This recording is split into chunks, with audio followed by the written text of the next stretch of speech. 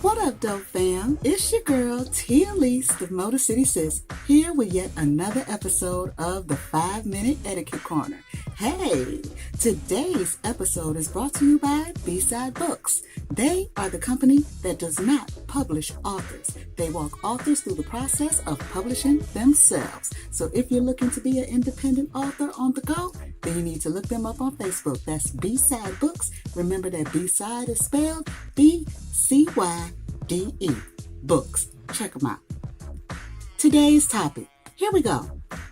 Travel etiquette, y'all. That's right. I said it. Travel etiquette. You see how I'm rocking my hat, right? Sometimes when we're headed out and about on a travel mission, preferably like a vacation or even if you're traveling for work, you might be traveling at odd hours, but that doesn't mean that you have to look busted and disgusted. You're supposed to make sure you look good. So even if you have to keep your hair wrapped up or you have to keep some type of cap or protective measure on your hair to keep it together for when you travel, incorporate a hat into your wardrobe and watch your sexiness soar, okay? Just like your girl.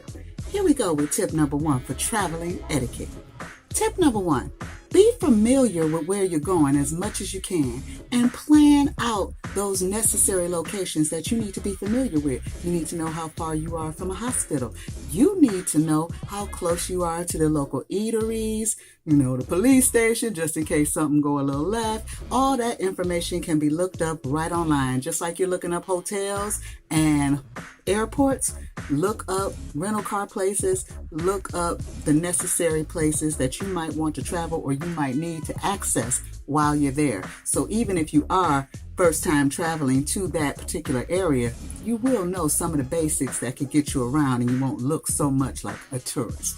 Tip number 2, adhere to all the travel guidelines and on planes and buses and even in automobiles when you're riding with your friends. If they don't want you eating in the car, then don't eat in the car, okay? If they require for you to wear a mask, mask up. This is a post-COVID era, okay? So the precautions that people take, whether they seem far out and outlandish to you, you should still be courteous enough to adhere, okay? And that's on buses as well. We want to make sure that travel is safe no matter how you plan to do it. Tip number 3, arrive early. You know why? Because anything can happen. If you're traveling on standby and you're already there, when something becomes available, they won't have to look for you. You'll already be in place to make a go ahead of the situation. Okay? And then that way you can get checked in, use the restroom, do everything that you need to do so that by the time it's time for you to board your flight, if you're, traveling by plane, you'll be able to get there with no problem because you won't be rushing, okay? You will have taken care of everything you need to have taken care of so you can board safely and preferably early while everybody else is scrambling. Tip number 4, be aware of the time differences from the time and place of where you're traveling to where you're traveling to, okay? Remember, when you're calling those folks to let them know you're in the city, you might be calling them at bedtime or way, way too early. So just be very, very cautious and aware of the time differences. Tip number 5, baby, be courteous and keep conversations professional. Be courteous. Don't be rude. Don't be so flip-mouth. You are in unfamiliar territory and you never know whose butt you might have to kiss after you done chewed their ass out earlier, okay? I'm just saying. Courtesy is key, and you can kill more people with kindness than you ever could cursing them out and giving them all that shade and slack. It's not necessary. Keep it professional.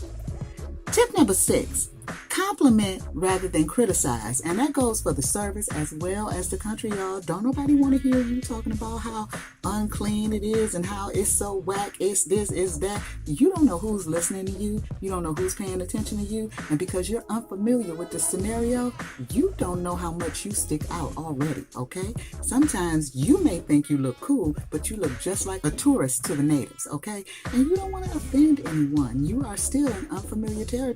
Preferably simply there to have a good time, not to offend anyone. And it's the same thing with the service. You don't want to be overseas being rude to the people who are serving your food, to the people who are cleaning your room, all that type of stuff, because things happen, real strange things, when you start being rude to the people that you have to ask for help from. You know what I'm saying? Think about that before the next time you do it. Not just when you're traveling, but overall, but especially when you're traveling to somewhere that you're not from.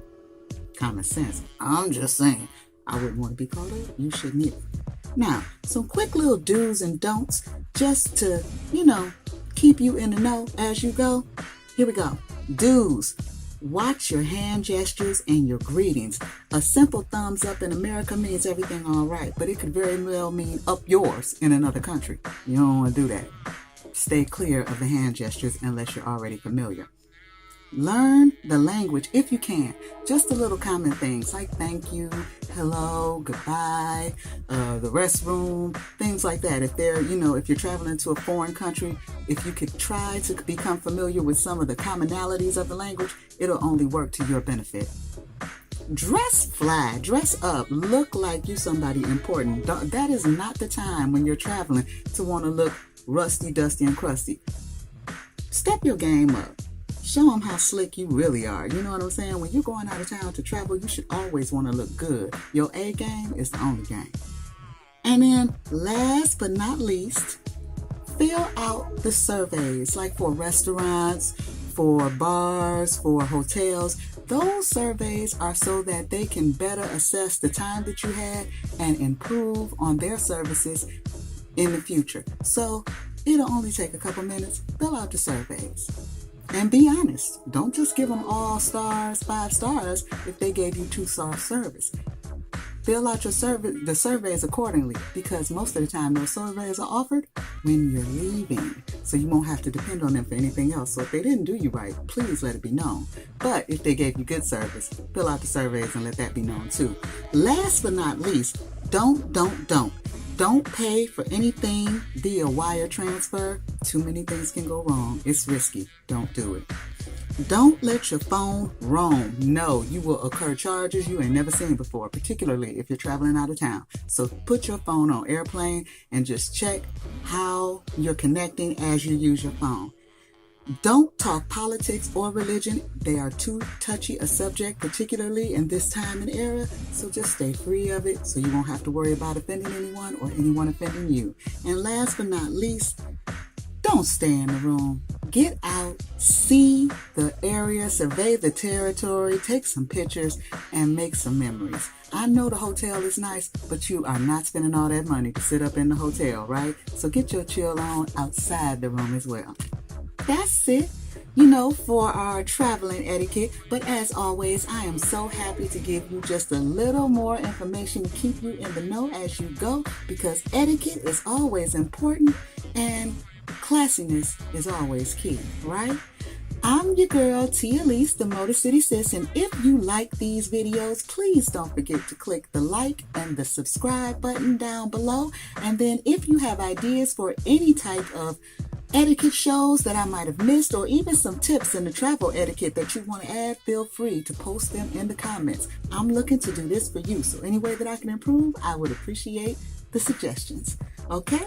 We'll see you real soon next time. But until then, in parting, remember, this show was brought to you by B-Side Books. And in parting, I always like to wish you love, peace, and hair grease, y'all.